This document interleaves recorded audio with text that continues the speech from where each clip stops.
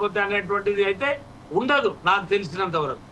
Okay right, ఒక్కసారి రామ్మోహన్ గారితో మాట్లాడదాం. రామ్మోహన్ గారు, విజయ్ గారు చెప్పండి. సరే, ఆచార్య గారు పూర్తిగా ఏకీభవించకపోవచ్చు, కాకపోతే ఈరోజు దేశంలో ఉన్నటువంటి ప్రధాన చర్చ అయితే ఇది. ఆర్ఎస్ఎస్ అభిప్రాయాలను ఖచ్చితంగా బీజేపీ గౌరవిస్తుంది. మొత్తంగా ఆర్ఎస్ఎస్ నిర్ణయమే ఫైనల్ అని నేను చెప్పను, కానీ వాళ్ళ ప్రభావం కొంతవరకు ఉంటుందనేటువంటి చర్చ ఒకటి. రెండో విషయం, వారు మరొక విషయాన్ని కూడా ఏకీభవించలేదు. యుద్ధ పరిణామాల తర్వాత అసలు ఖచ్చితంగా దాన్ని కన్సిడర్ చేయమని చెప్పారు. నేను వ్యక్తిగతంగా అనుకునేది ఏంటంటే, ప్రస్తుతం యుద్ధ పరిణామాల తర్వాత కొంత ఈ దేశభక్తి ఇటువంటి అంశాలన్నీ కూడా సమాజంలో ఈరోజు తెరపైకి వచ్చాయి కాబట్టి ఖచ్చితంగా అన్ని పార్టీలాగా బీజేపీ కూడా దాన్ని ఒక అవకాశంగా తీసుకునే అవకాశం ఉంది. ఆర్ఎస్ఎస్ బ్యాక్గ్రౌండ్ వ్యక్తం చేస్తే కొంత హైలైట్ చేసుకునేటువంటి అవకాశం ఉందనేది నా వ్యక్తిగత అభిప్రాయం. మీరేం చెప్తారు ఈ రెండు అంశాలకు సంబంధించి? విజయ్ గారు, మీకు ఆచార్య గారికి అట్లాగే మన కోసైట్ టీవీ ప్రేక్షకుల నమస్కారం. ముందుగా ఆచార్య గారికి అడ్వాన్స్ కంగ్రాచులేషన్ చెప్తున్నాను. ఎందుకంటే నేను సమీకరణలో ఆచార్య గారికి ఎక్కువ వచ్చే అవకాశాలు నేను భావిస్తున్నాను. నేను అందుకే ముందుగానే ఆల్ ది బెస్ట్ చెప్పాను. అదే హోప్ఫుల్లీ వారైతే మంచిది. చాలా రోజుల నుంచి అనుకుంటుంది కూడా. ఇప్పుడు దేర్ హై మగర్ అంధేర్ నహి అని ఒక సామెత. కనుక ఆలస్యమైన మంచిగా జరుగుతుంది, చీకటి అయితే కాదనుకుంటున్నాను. చూద్దాం దాన్ని. అంటే ఇప్పుడు సమీకరణలో ఒక్కోసారి అన్యాయం కూడా జరగవచ్చు మంచి వాళ్లకు, ఒక్కోసారి కొన్ని సామాజిక సమీకరణలు రకరకాల సమీకరణాలు ఉంటాయి. మీరన్న ఏది యుద్ధం తర్వాత పెద్దగా చేంజ్ ఉంటుందా, నేను కూడా ఆచార్య గారితో ఏకీపిస్తున్నాను, ఉండదని నేను అనుకుంటున్నాను. రెండోది ఏంటంటే, మిగతా సామాజిక సమీకరణలు పనికొస్తాయి. ఇందులో మీరు ఇంకొక మాట అన్నారు, ఏంటి మనకు ప్రసన్న చెప్పారు, నా రిపోర్టర్ చాలా మంచి విశ్లేషణ అంటున్నాను. ఏమంటున్నానంటే, ఇప్పటిదాకా సార్ చూస్తే మనకు అంటే మీరు ఇంకొక దాంతో విభేదిస్తున్నారు. అంటే సంఘ్ అసలు ప్రమేయం ఏమి ఉండదు పెద్దగా, అంటే ఉంటదన్నారు వారు ఆచార్య గారు, కొంత ఉండదు అని మాట్లాడారు. కానీ సంఘ్ ప్రమేయం ఉంటది, కానీ పరోక్షంగా ఉంటుంది. సంఘ్ ఎప్పుడు కూడా బీజేపీకి పార్టీకి సపోర్ట్ చేయని సందర్భం కూడా ఉంది. ఒకసారి మనం అప్పుడు మన యుద్ధం 71 యుద్ధం అప్పుడు అసలు కాంగ్రెస్ సపోర్ట్ చేశారు. అంటే పార్టీగా కాదు, ఒక దేశభక్తితో పోతున్న దానిలో యుద్ధం వచ్చినప్పుడు బంగ్లాదేశ్ విముక్తి ఉద్యమంలో చూసుకుంటే మనకి ఏంటంటే, మనం అప్పుడు వాజ్పేయి లాంటి వాడే అపర కాళీ మాతగా మనకు మన ఇందిరాగాంధీని ఆర్ఎస్ఎస్ ఎప్పుడు కూడా ఒక కమ్యూనిస్టులకు వ్యతిరేకం. కమ్యూనిస్టులు ఎట్లాగో వాళ్ళు దేశం గురించి ఆలోచించే క్రమంలో వీళ్ళకి వాళ్ళ సైద్ధాంతిక భేదం ఉంది కానీ చేయొచ్చు. కానీ మిగతా విషయానికి వస్తే జనతా పార్టీ అప్పుడు కూడా మరి జనతా పార్టీ అన్ని కలిపిన పార్టీ, అప్పుడు దానికి సపోర్ట్ చేశారు కదా ఒక రకంగా చెప్పారంటే. అందుకనే ఆర్ఎస్ఎస్ ఒక రాజకీయ పార్టీ పూర్తిగా సపోర్ట్ చేయదు, కానీ బీజేపీకి అనుకూలంగా ఉంటది. అది అందరికీ ఎదిగింది. నాగపూర్ కేంద్రంగా ఇవాళ దాని కార్యకలాపాలు బహిరంగ పరచరు. ఎప్పుడు కూడా చూడండి, మోహన్ భాగవత్ మొన్న మాట్లాడిన ఎప్పుడు పడితే అప్పుడు రాజకీయాల గురించి మాట్లాడుతున్నారు, దేశం గురించి రాష్ట్రం గురించి మాట్లాడతారు, దేశ పరి గురించి మాట్లాడతారు. ఇంతకుముందు నేను ప్రసారం ఎందుకు కంపెనీ చేశానంటే, ఒక 4-5 అంశాలలో ఇప్పుడు ఇక్కడ పెద్ద సందిగ్ధం ఉంది. ఎందుకు అవుతున్నా చెప్తాను. ఒకటి, గతంలో మన కమ్యూనిస్ట్ పార్టీ కానీ బీజేపీ కానీ ఇవి రెండు కూడా సిద్ధాంతపరంగా మెంబర్షిప్ ఇవ్వడానికి కూడా బాగా ఆలోచించేవాడు. ఇప్పటికి కూడా మెంబర్షిప్ ఇస్తే మెంబర్షిప్ కన్ఫర్మ్ చేయడం కూడా చాలా కష్టంగా ఉండేది. కానీ కొంచెం బీజేపీలో ఏమైందంటే, కొంచెం కాంగ్రెస్ ధోరణిలో వచ్చిన తర్వాత గత 15 ఏళ్ళుగా మరి ఈ 10 ఏళ్ళుగా అయితే బయట పార్టీ వాళ్ళని ఆహ్వానిస్తున్నారు. దానికి ఎందుకంటే మనం బ్రిడ్జ్ అయి కూర్చుంటే మనం పెరగము, అంటే అవుట్ ఆఫ్ ది బాక్స్ ఆలోచించాలి అనే కొత్త ధోరణి రావడం వల్ల అన్ని రాష్ట్రాలలో పార్టీలకు చాలా కొత్త శ్రేణులు చేరినాయి. అది లాభమైంది, నష్టమైతే కాలేదు. కానీ భావపరంగా సిద్ధాంతపరంగా చూస్తే కొన్నిసార్లు నష్టం అవుతుంది అని వాళ్ళు అనుకుంటున్నారు. కనుక మీరు అన్నదానికి ఏంటి, మనకి ఏదైతే బీజేపీ రాష్ట్ర అధ్యక్షుడి నియామకంలో కొంత ఆలస్యం కావడానికి అది కారణం అంటున్నారు. అందుకనే ఈటెల రాజేందర్ గారు మన బీఆర్ఎస్ నుంచి వచ్చిన ఆయన, గతంలో యాక్చువల్ గా నా డిఎన్ఏ మొత్తం కమ్యూనిస్ట్ అన్నారు కనుక అదొకటి అవర్గత ఉన్నది. మనకు డికే అరుణ గారు, ఆమె కూడా కాంగ్రెస్ నుంచి వచ్చిన ఆమె. అట్లానే రఘునందన్ రావు బీఆర్ఎస్ నుంచి వచ్చిన ఆయన. ఇట్లా ఏదైతే పోటీ పడుతున్నారో వీళ్ళలో చాలా మంది ఏంటంటే కాంగ్రెస్ నుంచో బీఆర్ఎస్ నుంచో రకరకాల పార్టీల నుంచి వచ్చిన వాళ్ళు. కనుక ఇది పెద్ద అవరోధం వాళ్ళకైతే. రెండోది, కులాల పరంగా కూడా చూసుకుంటే రఘునందన్ రావు ఓసీ అవుతాడు. మనకు ఇప్పుడు సోషల్ ఇంజనీరింగ్ చాలా బాగా పాటిస్తుంది. ఇప్పుడు చూడండి మీరు, కొన్నిసార్లు బీజేపీ నిర్ణయం చాలా అనూహ్యంగా ఉంటుంది అంటున్నాను. ఇప్పుడు రేఖా గుప్తా వచ్చేదాకా మనకు తెలుసా, ఫస్ట్ టైం ఎమ్మెల్యే రేఖా గుప్తా గతంలో మున్సిపాలిటీ పనిచేసినా, మున్సిపల్ కమిషనర్ చేసినా, ఫ్లోర్ లీడర్ చేసినా కూడా ఆమె పేరు వచ్చేదాకా మనకు ఢిల్లీ ముఖ్యమంత్రి ఎవరో తెలియదు కదా. చాలా ఊహించినాం, సీనియర్లు పెడతారు అనుకున్నాం. జూనియర్ అసలు ఆమెను పెట్టారు లేడీ. అంటే ఏమేం చేశారు, వైశ్య సామాజిక వర్గం చూశారు, అట్లానే జూనియర్ అయినా సరే లేడీ చూశారు. అంటే ఒకే దెబ్బకు 2 పెట్టెలు అనుకున్నారు వాళ్ళు. ఒకటి, కేజ్రీవాల్ పోయిన తర్వాత వైశ్య సామాజిక వర్గం, అంటే నేను ఎందుకు పోలుస్తున్నాను అంటే దీనికి ఢిల్లీలో ఏ సోషల్ ఇంజనీరింగ్ పాటించారో, హర్యానాలో ఏ సోషల్ ఇంజనీరింగ్ పాటించారో, ఆఖరికి మహారాష్ట్రలో ఏ సోషల్ ఇంజనీరింగ్ పాటించారో తెలంగాణలో కూడా ఆ సోషల్ ఇంజనీరింగ్ పాటిస్తారు. నెంబర్ 1. ఈ ముగ్గురు ఆ రకంగా అనర్హులు అవుతారు. అంటే అనర్హులు అంటే అట్లా అవుతారని నేను అనుకుంటున్నాను.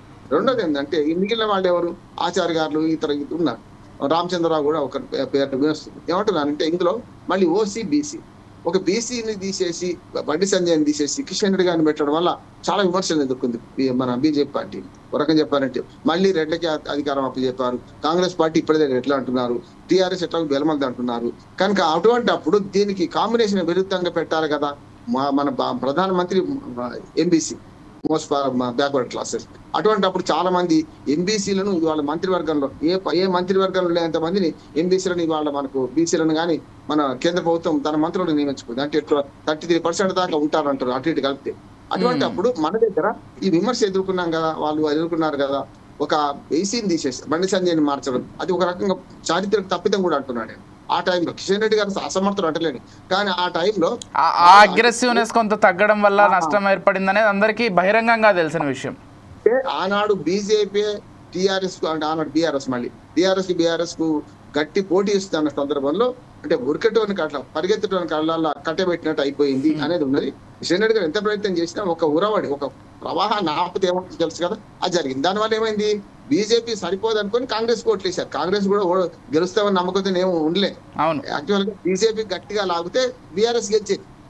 ఇద్దరు ముగ్గురు అది నిజమే, అదే జరిగేది. కనుక బీజేపీ వీక్ కావడం వల్ల, కానీ పార్లమెంట్ ఎన్నికల కల్లా పుంజుకుంటే ఏమైంది, బీఆర్ఎస్ మునిగింది.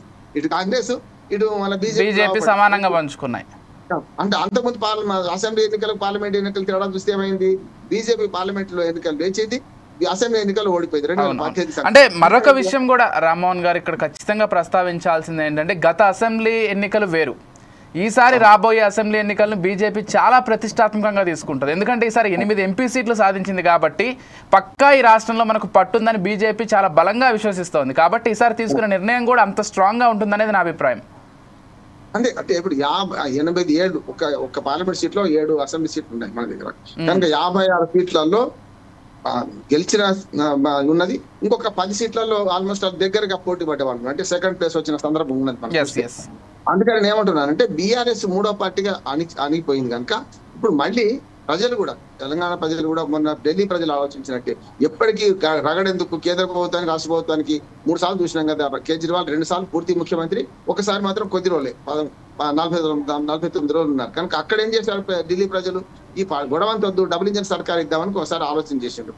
ఇప్పుడు ఇటు కాంగ్రెస్ చూసినాం, అప్పుడు చూసినాం, ఇప్పుడు చూసినాం. తెలంగాణ ఏర్పడక ముందు ఉమ్మడి ఆంధ్రప్రదేశ్ చూసినాం, తెలంగాణ ఏర్పడడానికి ఇప్పుడు చూస్తున్నాం. తర్వాత 10 ఏళ్ళు వీళ్ళని 9.5 ఏళ్ళు టీఆర్ఎస్ చూసినాం. కనుక ఒకసారి వీళ్ళకి అవకాశం ఇస్తే ఏమిటి అనే భావన కూడా తెలంగాణ ప్రజలు వచ్చింది. అందుకని దానివల్ల ఏమైందంటే పార్లమెంట్ కు 8 మంది సీట్లు గెలుపు. ఇక్కడికి వస్తాను, అధ్యక్ష సీట్ దగ్గరకు వస్తాను. నా విశ్లేషణ ఏంటంటే ఈ ముగ్గురు ఈ రకంగా పోతున్నారు. ఇద్దరేమో కులపరంగా, అంటే కులపరంగా పార్టీ ఫిరాయింపుల దారులుగా, ఒకరేమో కులపరంగా ముదిరాజుకు మంచి అవకాశం ఉంది కానీ తాను ఫిరాయించండి కదా, పెద్దగా సీనియారిటీ లేదు కదా అని ఓటు వస్తుంది. అటువంటి ఇప్పుడు ఏం చేస్తారంటే రేఖా గుప్తా ఎట్లాగూ ఢిల్లీలో ఎట్లా వచ్చిండ్రో రేఖా గుప్తా లాగా మనకు, అంటే ఆయన కానీ బీజేపీ ఇటీవల కాలంలో చెప్పినటువంటి మాట ఏంటంటే కొత్త పాత అనేటువంటి లెక్కలు ఏముండవు, రాష్ట్రంలో అధికారాన్ని ఎవరు తీసుకురాగలుగుతారో వాళ్ళనే ఫైనల్ గా తీసుకుంటామనేటువంటి మాట కూడా బీజేపీ అధిష్టానం ఒకసారి చెప్పింది. కిషన్ రెడ్డి గారు చెప్పారు ఒకసారి. ఉంది కానీ ఇప్పుడు ఎలక్షన్ లేవు కదా, ఇప్పుడు బహుత్ దూరం ఇంక 3.5 ఏళ్ళు ఉంది. ఇప్పుడు వీళ్ళ పదవి కాలం 3 ఏళ్ళే కదా. ఈ గ్యాప్ లో మళ్ళీ బీసీని తీసుకొచ్చి రెడ్డి పెట్టమనే బదనం తప్పించుకోవాలంటే ఖచ్చితంగా బీసీ, అంటే ఆచార్య గారి ఈ ప్యానెల్ లో లేకపోయినా నేను ఇదే చెప్తుంది. ఆచార్య గారు ఉంటే ముఖస్థుతి కాదు, ఆచార్య గారు ఇవాళ రాకపోయినా నేను అదే చెప్తున్నాను. నేనేమంటున్నానంటే ఆచార్య గారికి ఎందుకు అవకాశం ఎక్కువ ఉందంటే కట్టర్ బీజేపీ, తాను మొదటి నుంచి కూడా ఎక్కడ పార్టీకి రాయించినవాడు కాదు, మొదటి నుంచి కూడా వాళ్ళకి ప్రిఫరెన్స్ ఇవ్వాలి కూడా. రామ్మోహన్ గారు వాళ్ళకి ప్రిఫరెన్స్ ఇవ్వాలి కూడా, మనం బయట నుంచి ఉండి మనం చెప్తున్నాం అది. బీజేపీ తప్ప ఇంకే పార్టీ కూడా ఇది తీయదు. కాంగ్రెస్ లో సంస్కృతి లేదు, రేవంత్ రెడ్డి ముఖ్యమంత్రి కావద్దు, ఏది కాంగ్రెస్ సంస్కృతి లెక్క ప్రకారం అది కాంగ్రెస్ సంస్కృతి అయింది. ఆయన అంటే అవమానించడం కాదు, ఆయన గేమ్ చేంజరు, రకరకాలుగా కేసీఆర్ ఎదుర్కొన్నాడు. కేసీఆర్ కంటే ఎక్కువ మాట్లాడి గెలిచే ప్రయత్నం చేసిండు. అందులో రేవంత్ రెడ్డి గారిని తక్కువ అంచనా వీళ్ళే. కానీ ఆ కల్చర్ ఏంటంటే ఎవరు వచ్చినా సముద్రం కలుపుకుంటుంది, ఉప్పు నీళ్ళే. సముద్రంలో ఏ మంచి నీళ్ళు ఎన్ని చేయినా, అంటే గంగా, బ్రహ్మపుత్ర, గోదావరి, కృష్ణ, కావేరి ఎన్ని చేసినా చివరికి మళ్ళీ ఉప్పు నీళ్ళు అవుతాయి. ఈ కాంగ్రెస్ సంస్కృతి అది. ఇక్కడ అట్టా కాదు. గంగా లాంటి పార్టీ ఏది మన బీజేపీ. గంగ పార్టీ అంటే సముద్రంలో చేరక ముందు ఏదో అదే ఫ్రెష్నెస్ ఉంటారు వాళ్ళకి. అందుకని నేను ఏమంటున్నాను, ఇక్కడ ఈ సోషల్ ఇంజనీరింగ్ ఈసారి పాటిస్తారు. సోషల్ ఇంజనీరింగ్ తోనే గెలుస్తున్నాం అనే భావన నిజంగానే దాంతోనే ఇవాళ మోడీ గారు కానీ కేంద్ర ప్రభుత్వం జేపీ నడ్డా కావచ్చు ఎవరైనా సరే చేస్తున్నారు. ఒక్కటి ఏమవుతుందంటే ఆచార్య గారికి అవకాశాల గురించి నేను చెప్తాను. ఇప్పటిదాకా నరేంద్ర గారి నుంచి అంటే అంతకుముందు లేరా నరేంద్ర గారి నుంచి మొదలు పెడితే ఇప్పటిదాకా అధ్యక్షులందరూ హైదరాబాద్ బేస్ అయింది. ఇది కరీంనగర్ మన బండి సంజయ్ కాకుండా చూస్తే మీరు చూడండి, రామారావు గారు కానీ గవర్నర్ గా పోయిన తర్వాత దత్తాత్రేయ గారు కానీ కిషన్ రెడ్డి గారు ఇంద్రసేనారెడ్డి గారు కానీ ఇట్లా చాలా మంది హైదరాబాద్ బేస్ తో వాళ్ళు జిల్లా నుంచి రావచ్చు. ఇంద్రసేనారెడ్డి గారు నల్గొండ జిల్లా, కానీ హైదరాబాద్ ఫిక్స్ అయిపోయి హైదరాబాద్ సెటిల్ అయిపోయాడు. ఇట్లా వచ్చిన అధ్యక్షులందరూ కూడా చాలా వరకు హైదరాబాద్ బేస్ అయింది. కానీ హైదరాబాద్ బేస్ పార్టీ కాదు ఇప్పుడు. ఏది తెలంగాణలో ఉమ్మడి ఆంధ్రప్రదేశ్ లో కూడా దత్తాత్రేయ గారు ఎప్పుడు గెలుస్తూనే ఉన్నారు కదా. రామచంద్రరావు గారు ఎమ్మెల్సీ అయ్యిండు. అట్లా చూసుకుంటే విద్యాసాగర్ రావు గారు కరీంనగర్ నుంచి గెలిచిండు ఎంపీగా. అట్లా చూసుకుంటే చాలా మనకు తెలంగాణలో బీజేపీకి ఉత్తర తెలంగాణలో అవకాశాలు చాలా ఉన్నాయి. ఇప్పుడు మనకు రాజేశ్వరరావు గారు వరంగల్ మన మేయర్ గా పనిచేసిండు ఒకసారి. డైరెక్ట్ ఎలక్షన్స్ అయినది అప్పుడైతే. అట్లా చూసుకుంటే బీజేపీ రాష్ట్రంలో వేడుకొని మొదటి నుంచి ఉన్నది. కానీ హైదరాబాద్ బేస్ పార్టీ అని ఒక పేరు తెచ్చుకున్నాడు. నేను జంగారెడ్డి గారు పరకాల ఎమ్మెల్యే తెచ్చిండు అంటే ఇవన్నీ చూస్తే రేపు ఈ ఎంపికలో ఖచ్చితంగా దక్షిణ తెలంగాణ నుంచి ఉండే అవకాశం ఉంది. దానికి ఒక ప్లస్ పాయింట్ ఆచార్య గారికి ఉంటుంది అంటున్నాడు. ఆయన చెప్పుకోలేదు, నేను చెప్తున్నాను. ఎందుకంటే ఆచార్య గారికి ఉన్న ప్లస్ పాయింట్ ఏంటంటే దక్షిణ తెలంగాణ నుంచి వెనుకబడిన తరగతులు. ఇవన్నీ చూసుకుంటే ఇప్పుడు బండి సంజయ్ని తీసేసిన పాపం, ఈ మాట అంటున్నాను, ఈ పాపం కడిగేసుకోవడానికి మంచి అవకాశం వచ్చింది. ఇప్పుడు అరుణని పెట్టినా అరుణకు ఒక్క అవకాశం, లేడీని పెట్టామని ఒక పేరు తెచ్చుకోవచ్చు. కానీ రెడ్డి కదా, వారు కాంగ్రెస్ నుంచి వచ్చింది కదా అనే సమస్య వస్తుంది. ఒకవేళ రఘునందనరావు గారిని పెట్టుకుంటే ఇంతకుముందు బీఆర్ఎస్ కదా అనే ఓటు వస్తుంది. ఇక మనం ఇంకొక అవకాశం ఎవరికి ఉందంటే ఈటల రాజేంద్రకే ఉందండి. ఎందుకంటే ఈ రోజులో అంటే మున్నూరు కాపు ముదిరాజుల రోజులో ముదిరాజులు ఇవాళ ఎస్సీల తర్వాత ఎక్కువ మన దగ్గర బీసీలలో ఎక్కువ శాతం ఉన్న వర్గం.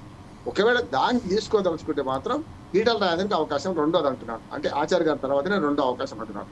అప్పుడు కూడా ఉత్తర తెలంగాణకి అయితే కదా అనే మాట వస్తుంది.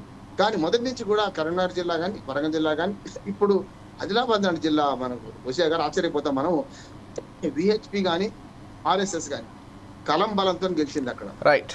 ఇప్పుడు ఆ ఎంపీ ఎటు పోతున్నాడో తెలియదు. ఆ ఎంపీ పెద్ద ప్రచురణ లేడు, ఆఫీస్ కూడా రావడం లేదు అంటున్నారు ఆదిలాబాద్ ఎంపీ గోడెన్ నాగి. కానీ అక్కడ ఫిరాయింపు దారులను ప్రోత్సహించడం ఏమైంది? అక్కడ ఎంపీ మన చేతిలో ఉండడా లేడా అనే పరిస్థితి వస్తుంది కదా. అందుకనే ఈ అనుభవాలను దృష్టి పెట్టుకొని అరవింద్కు కూడా ఇవ్వరు. ఎందుకంటే అరవింద్కి ఇస్తే మరి మన బండి సంజయ్కి మొన్న దాకా ఇచ్చారు కదా, సేమ్ సామాజిక వర్గం అవుతుంది కదా అనే సమస్య అవుతుంది. ఇవన్నీ చూసుకుంటే ఏంటంటే ఆచార్య గారికి 90% అవకాశాలు ఉంటే ఇంకో 10% అవకాశాలు మన ఈటల రాజేంద్ర గారికి ఉన్నాయి. ఈసారి బీసీలకు తప్ప వేరే వాళ్ళకి ఇవ్వరని నేను అనుకుంటున్నాను. పార్టీ నుంచి మొదటి నుంచి పార్టీలో ఉన్న వాళ్ళకి ఇస్తారు తప్ప పార్టీలో మధ్యన వచ్చిన వాళ్ళకి ఇవ్వరు అనుకుంటున్నారు. వాళ్ళకు ఇంకో అవకాశాలు ఇస్తున్నది వేరే. ఇంకా మిగతా జాతీయ స్థాయిలో తీసుకోవచ్చు. ఇప్పుడు ఉదాహరణకు ఆచార్య గారికి ఇస్తే ఈటల రాజేంద్ర గారిని జాతీయ స్థాయిలో తీసుకోవచ్చు. నష్టమైన జాతీయ పార్టీలు తీసుకుంటే అదొక విలువనే కదా. అందుకని బీజేపీ పార్టీ సోషల్ ఇంజనీరింగ్ చేస్తుంది కనుక ఈసారి తెలంగాణలో వచ్చే అధికారం మనదే అనే డబుల్ ఇంజన్ సర్కార్ వచ్చేది మనమే. ఈ ముగ్గుట్లో ఒక పోటీలో గెలవాలంటే మనం అధ్యక్ష స్థానంలో ఉన్నవాడు కంటిన్యూ చేయొచ్చు. 3 సంవత్సరాలంటే 3 సంవత్సరాలకు ఎన్నికలు వస్తాయి కూడా.